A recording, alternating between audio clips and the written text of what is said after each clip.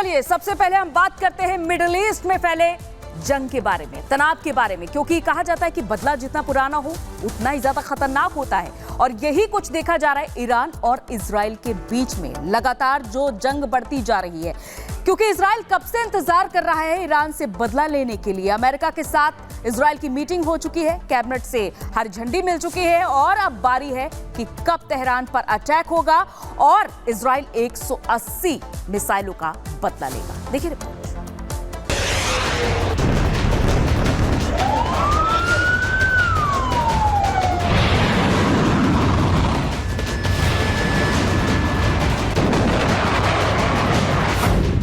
Iran की तबाही की तैयारी। तेहरान पर कभी भी हो सकती है बमबारी।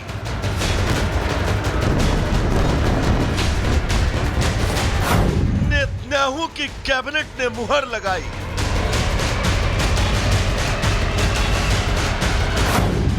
मिडिल ईस्ट में अब होगी भयानक लड़ाई। अमेरिका के राष्ट्रपति और उपराष्ट्रपति से 50 मिनट फोन पर बात करने के बाद अब नेतन्याहू को तो जैसे ईरान पर हमले का ग्रीन सिग्नल मिल गया। नेतन्याहू ईरान को उसके रॉकेट हमले का जवाब देने के लिए बेहद परेशान है। वो बिल्कुल भी नहीं चाहते कि अब ईरान का जवाब देने में जरा सी भी देर हो। इजराइल के पीएम ने गुरुवार को कैबिनेट की बैठक बुलाई। इस बैठक में ईरान के हमले का जवाब देने को लेकर मतदान हुआ। मतदान में एकमत होकर सभी ने ईरान को जवाब देने के लिए कहा। इजराइल के रक्षा मंत्री गैलेंट ने भी ईरान को चेतावनी दी थी कि इजराइल ईरान को जो जवाब देगा वो घातक होगा। आईडीएफ को भी अमेरिका के साथ साथ अपनी कैबिनेट की सहमति मिली, यानी तेहरान पर बमों की बारिश अब कभी भी हो सकती है। मिडिल ईस्ट के हालात को लेकर दुनिया के सबसे बड़े मंच यूएन में भी बहस जारी है। इस मुद्दे पर जहां कुछ देश इजराइल का साथ दे रहे हैं तो कुछ देश उसके खिलाफ खड़े दिखाई दे रहे हैं। गुरुवार को जर्मनी ने इजराइल की मुहिम का साथ देते हुए उसे और हथियारों की सप्लाई देने की बात कही। हाल ही में फ्रांस ने इजराइल को दिए जा रहे हथियारों की सप्लाई पर रोक लगाने की मांग की थी, जिसे लेकर फ्रांस के राष्ट्रपति मैक्रो और इजरायली पीएम के बीच तीखी बहस हुई। उधर लेबनान में इजराइल के हमलों की तादाद तेज हो गई। गुरुवार को बेरूत के बेका में इजराइल ने कई मिसाइलें दागी, जिसमें 22 लोगों की मौत हो गई। माना जा रहा है कि बेरूत में यह हमला हिजबुल्लाह के आंतरिक रक्षा मंत्री वाफिक सफा पर किया गया था, लेकिन वो इस हमले में बाल बाल बच गए। इजराइल ने अपने ऊपर हुए हमले का बदला लेने के लिए अब तक गाजा और बेरूत को बंजर बना दिया है और अब वो तेहरान पर बमों की बारिश करना चाहता है। इंतजार है तो बस इस बात का कि वो कौन सा दिन और समय होगा जब ईरान को इजराइल के गुस्से का सामना करना पड़ेगा। Bureau report, Republic Bharat.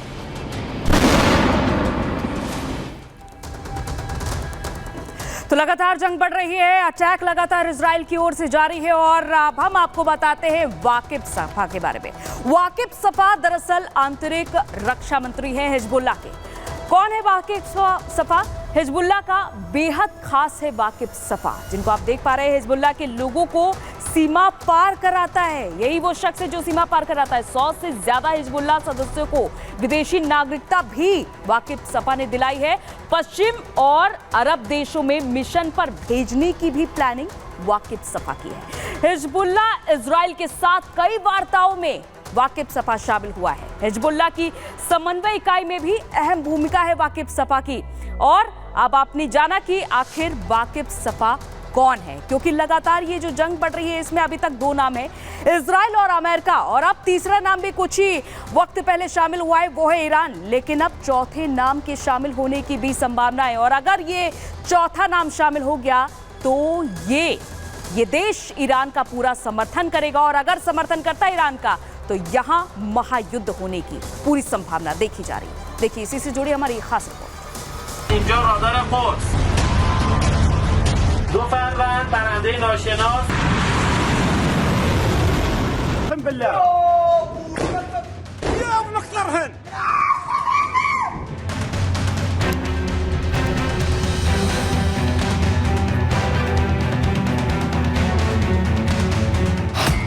Israel के खिलाफ ईरान तैयार।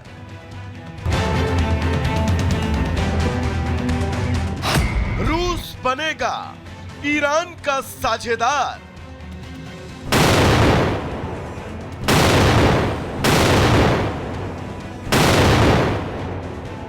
मिडिल ईस्ट की जंग में अब तक इजराइल का पलड़ा भारी है। हमास, हिजबुल्ला और तीसरे मोर्चे पर हूती विद्रोहियों से उसके बदले की जंग चल रही है।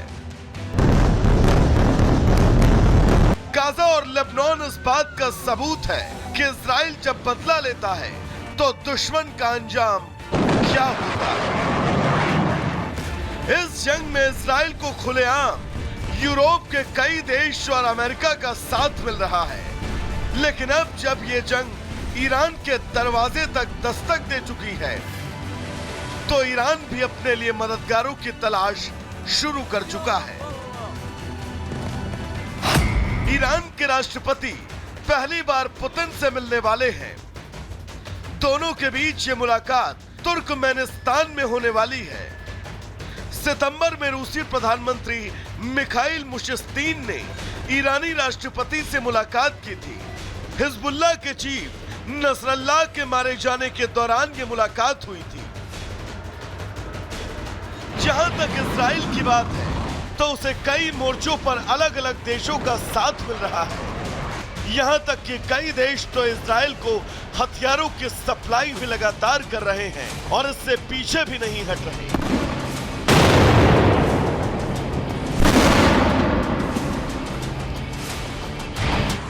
लेकिन ईरान के साथ खुले तौर पर अब तक कोई भी बड़ा देश शामिल नहीं हुआ है। हालांकि अब रूस के साथ उसकी मुलाकात मिडिल ईस्ट में जंग की तस्वीर को बदल सकती है।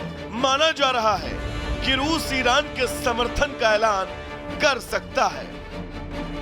अब रूस के समर्थन का मतलब है कि इजराइल, जो कि पहले ही यमन, फिलिस्तीन, लेबनान से अलग अलग मोर्चे पर जंग लड़ रहा है, उसे अब ईरान के साथ नए मोर्चे पर जंग करनी होगी। लेकिन सवाल उठता है कि खुद जंग के मोर्चे पर फंसा रूस क्या ईरान की मदद करेगा? रूस पहले ही लगभग 2.5 साल से यूक्रेन के साथ जंग कर रहा है। जानकारी तो यह भी है कि रूस के पास खुद हथियारों की कमी है और वो कई बार चीन और उत्तर कोरिया से हथियारों की मदद मांग चुका है। अब इन सवालों के बीच ईरान की कितनी उम्मीदें रूस पूरी कर पाएगा ये कहना मुश्किल है। कहीं ऐसा ना हो कि इस मुलाकात के कोई मायने ही ना निकले और ईरान को खाली हाथ वापस लौटना पड़े। Bureau report, Republic Bharat.